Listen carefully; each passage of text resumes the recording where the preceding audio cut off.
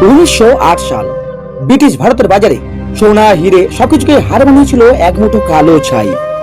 কেন মানুষ গয়না ছুড়ে ফেলে পাগলের মতো ছুটেছিল সেই চিতার ভস্যের দিকে। সেদিন ফাঁসি দেওয়া হলো মাত্র 18 বছরের এক তরুণকে। তার নাম ক্ষুদিরাম বসু। ব্রিটিশরা ভয় পেয়েছিল, তাই গোপনে মরদেহ নিয়ে যাওয়া হলো গন্ডক নদীর তীরে।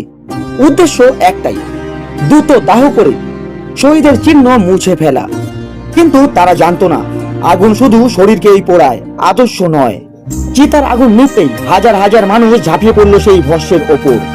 কেউ দাঙ্গা করতে নয়, সবাই লড়ছিল এক চিমটে ছাইয়ের জন্য। কারণ বাংলার মায়েরা বিশ্বাস করত, এই পবিত্র ছাই মাদুরিতে ভরে সন্তানের গলায় পড়ালে সেও হবে ক্ষুদিরামের মতো নির্ভীক, হাসি মুখে মৃত্যুকে আলিঙ্গন করা এক বীর।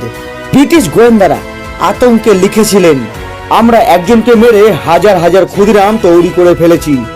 এরপর জন্ম নেয় সেই অমর গান, একবার বিদায় দে মা ঘুরে আসি।